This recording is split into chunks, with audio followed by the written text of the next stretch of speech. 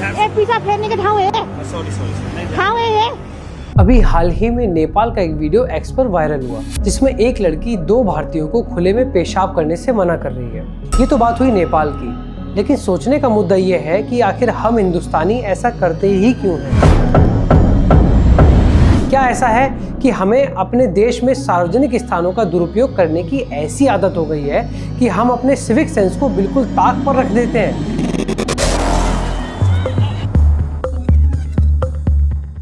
नमस्कार, मैं हूं मृदुल और आज बजर बट्टू दुनिया में हम बात करने वाले हैं इंडियंस के इन फेमस सिविक सेंस के बारे में। आपको थाईलैंड का वो वीडियो भी याद आ ही गया होगा जिसमें एक भारतीय महिला बता रही है कि कैसे लोकल शॉपकीपर्स इंडियन ग्राहकों को बिल्कुल पसंद नहीं करते। Hatred towards Indian people in this particular area. मैं 5 से 6 शॉप्स में जा चुकी हूँ। हर कोई गाली बक रहा है। Indian people, yes I know, you won't buy anything. हम बार्गेन करते हैं, ये हमारा हक है, इसमें पहले कोई गलती नजर भी नहीं आती। लेकिन आपने कभी सोचा है कि कहीं हम अपने स्वार्थ की वजह से लोकल कस्टम्स का अपमान तो नहीं कर रहे हैं? आज भारत में ज़्यादातर सार्वजनिक स्थानों की हालत बहुत ही बदतर हो चुकी है।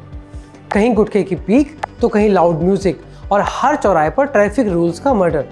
लाइन तोड़कर घुसना, सिग्नल तोड़ना तो बहुत ही आम बात हो चुकी है। लेकिन यही आम बातें जैसे लाइन तोड़कर भागना और अफवाह फैलाना जब 1000 लोग एक साथ एक जगह पे करते हैं तो वो बन जाता है स्टैम्पीड, जिसे हम हिंदी में कहते हैं भगदड़। और हर बार इसका जिम्मेदार कौन होता है? भीड़। पर वो भीड़ क्या हम खुद नहीं है? सिविक सेंस यानी नागरिक संवेदनशीलता ये सिर्फ सफाई या भावनाओं तक सीमित नहीं होता।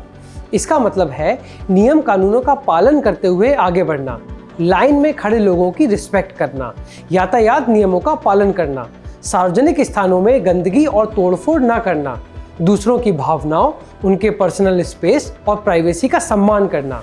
ये वो बेसिक मैनर्स हैं जो किसी भी सभ्य समाज की नींव होते हैं।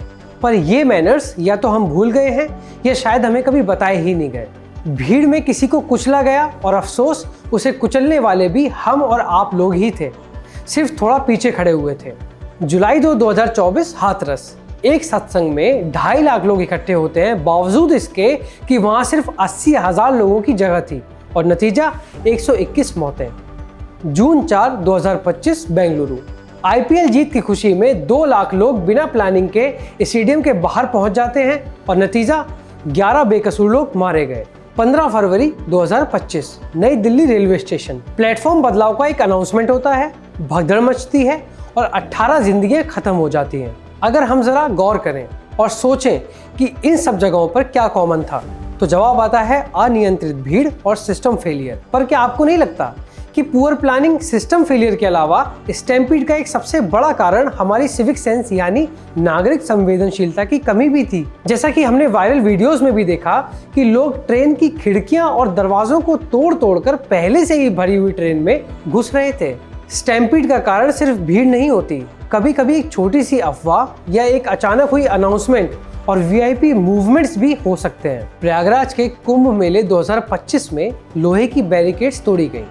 मुंबई के एल्फिंस्टन ब्रिज पे लोगों ने अपना सामान और अपनी चप्पल तक छोड़कर अचानक से भागना शुरू कर दिया। लेकिन इन सब लोगों को तो सिर्फ अपनी जान बचानी थी। स्टैम्पीड के दौरान लोग सिर्फ भाग नहीं रहे होते, वो किसी और के ऊपर चढ़कर भाग रहे होते हैं। पैनिक का स्टार्ट होता है एक अफवाह से, और जब सब नियम कानून भूल जाते हैं तब होती है कुचलन, घुटन और डेथ। एक पुश, एक चिल्लाहट, एक अफवाह और 100 से ज्यादा लोग गिर जाते हैं, बाकी 1000 उन्हें कुचलकर निकल जाते हैं।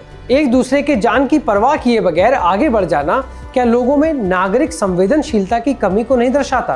पर क्या इन सब घटनाओं के लिए सिस्टम बिल्कुल उत्तरदायी नहीं है? सोचने वाली बात है कि नई दिल्ली रेलवे स्टेशन पर ज्यादातर पूर्वांचल वाली गाड़ियों में ही ऐसा क्यों होता है? प्लेटफॉर्म पे बिना टिकट के लोग, ब्लैक में मिल रही सीट्स, जहां पुलिस सिर्फ एक साइलेंट स्पेक्टेटर बनकर रह जाती है। तो जब हम कहते हैं ना कि पब्लिक में सिविक सेंस नहीं है, तब एक सच छुप जाता है कि कहीं सिस्टम में भी तो सिविक सेंस की कमी नहीं है।